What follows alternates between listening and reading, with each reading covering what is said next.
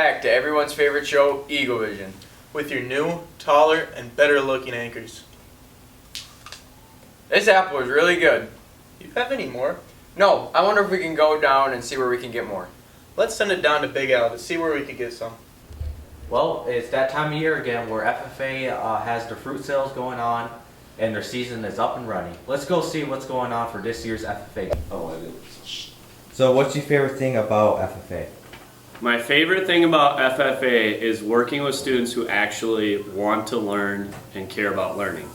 You get 4 or 5 kids that show up to practice on their free time and want to learn about soils or landscape or math such as farm management.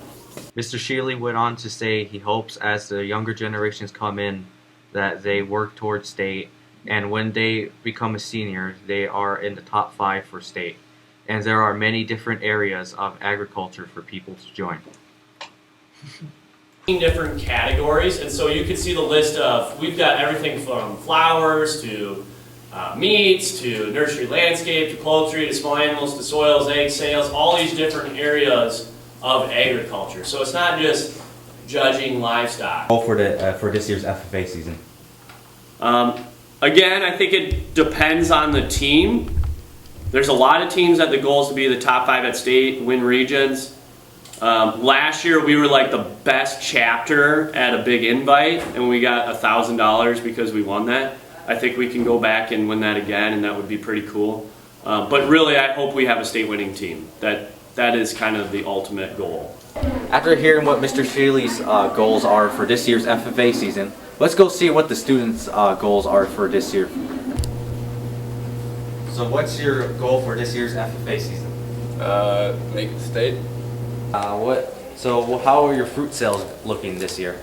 Mine are alright. I know some kids doing quite well. Just gotta get out there and sell a little bit more. Okay, so what's your favorite thing about FFA? Just messing around with Shealy. He makes it fun. Well, you heard it there. Those are all the goals from both the students and the teachers for this year's FFA season. Now I wish them the best of luck for this year's FFA season.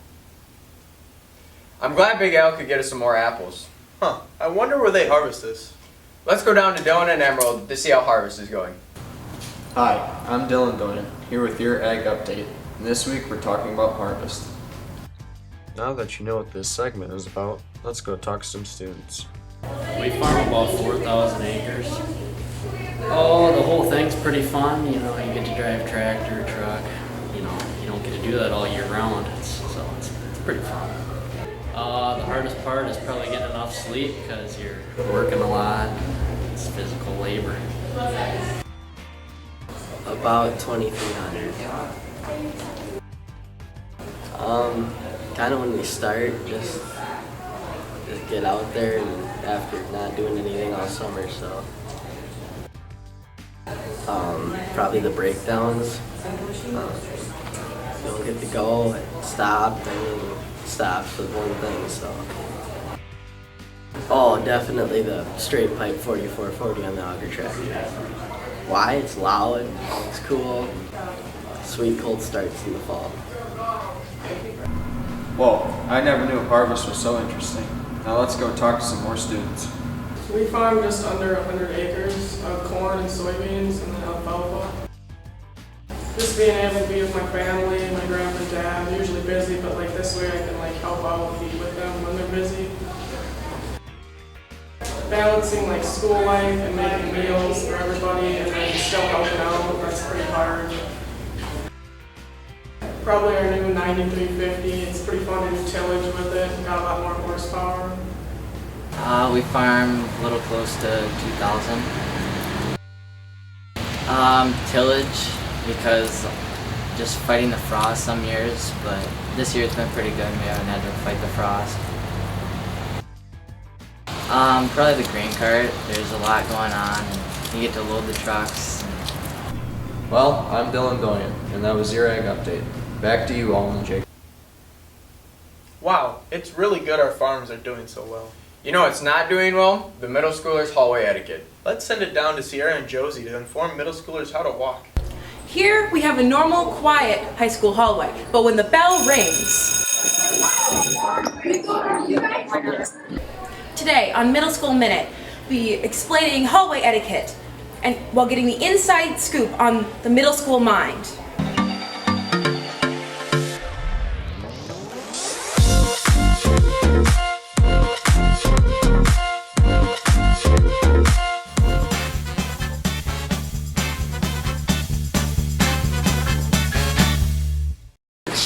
Well, some people want to get first in line. Like, they really want to get first in line because they don't want to be at the end of the line and be late for recess.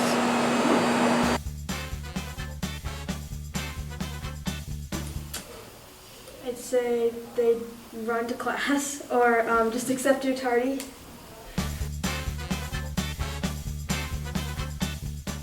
Probably use some bigger hallways and maybe separate the lockers a little bit.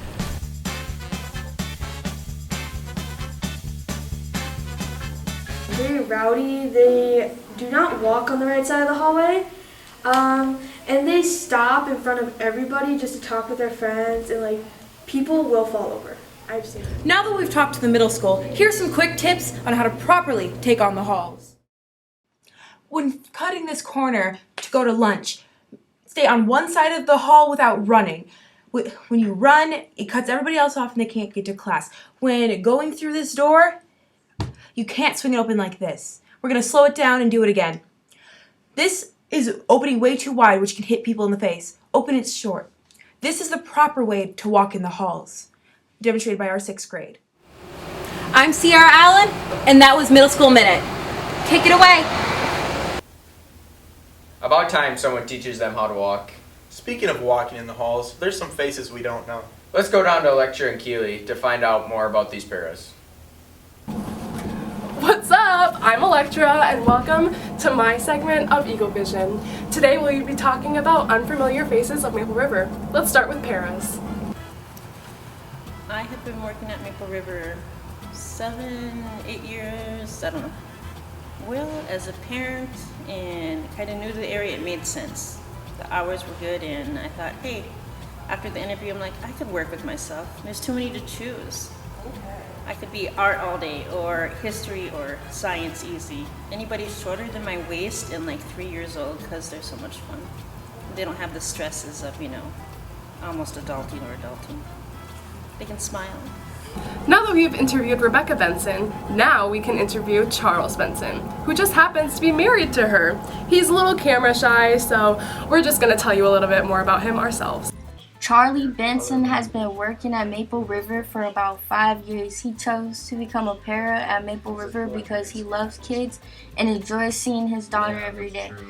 His favorite class to be in is an art class because he has a background and degree in art.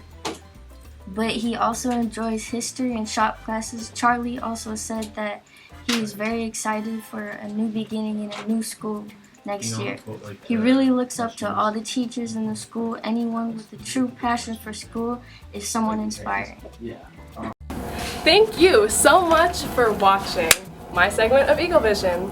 It's called Unfamiliar Faces. And I would also like to thank Charlie and Rebecca for letting me interview them and finding time in their super busy schedules. All right, see you next time on Unfamiliar Faces. Wow, that's crazy. I didn't know that much about them. Something else that I don't know much about is teen dating. Wow, I could really use some tips. Let's send it down to Eston and Grant. Hi, I'm Grant, and this is my date Loretta. Today on Eagle Vision, in our segment of How to Teen, we will be talking about relationships. I've been in many relationships, if we're talking about more dating relationships, that kind of thing. Plus, I've been married to the same person for just now 32 years. Oh boy, we sat at my house and I cooked for her, and then we went to a Valentine's dance. Two things. One is we've got to find somebody in which we have some core beliefs in common, something that, we can defend one another on, kind of the hills that we would die on individually along with how the marriage is founded, that kind of thing.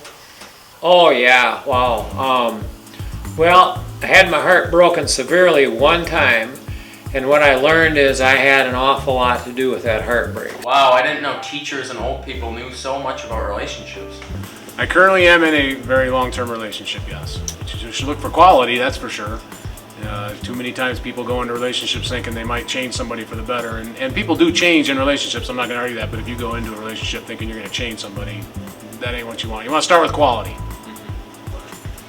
I'm sure I did. I throw my heart out there easy enough that I'm sure it got broken. What did I learn? I don't know. Just toughen up, recover, and get after it again. 23 years married and about 7 years before that unmarried. So, well, just start slow and don't be so excited about ramping things up. Just always start with the friendship deal.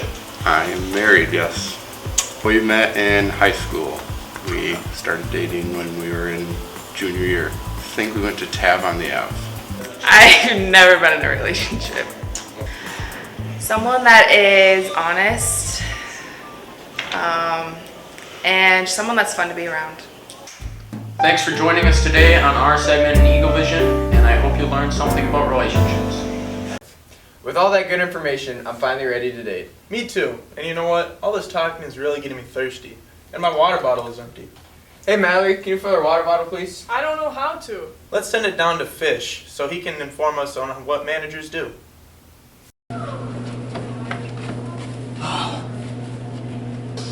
God, my water's empty. I could really use a manager right now. Oh, Ethan, I can fill it for you. Oh, thank you, Julia. I want to manage because I like being part of the volleyball team, but I didn't have a passion to play anymore. As the manager, I am taking stats throughout the whole game and then just looking for different pointers to give the girls, kind of like an assistant coach. Oh, that's a tough one. I like all the girls. They all have different skills that I enjoy. Their personalities are great, but probably the whole varsity team is my favorite. My favorite manager has got to be my assistant coach, Julia Langworthy. She is right on the money when it comes to stats. She does a great job of keeping stats during games. In practice, our managers keep score on the scoreboard. They help our players if they need something run from the locker room, or if they just need, just some encouragement during practice. Thank you, Mrs. Darian. Now to the football manager, JP. As a manager, I often grab tape, fill the water bottles, and pass the blocks in the games. My favorite player is Grant Klein because he's always with a smile in his face and he's like always very positive. I have very important tasks. They hang on to the play cards, the scout plays that we need to run during practice. They fill the water bottles, grab the equipment like the cones, the footballs, any tees. So anytime we need a block or a kicking tee. Favorite manager of all time? Well, we've had Colton Moss in the past. He was pretty solid. He liked the Packers though, so definitely going to knock him for that. JP's our manager this year. JP's been doing a really good job. Good attitude, always smiling. I'm going to go with JP. Oh, good JP, you're a manager, right? Yeah, I am. Yeah, can you fill this water bottle for Alden and Jacob? Oh yeah, sure. Thanks, Mallory, for getting our water bottles from JP. Of course. Well, that's all the time we have for this episode.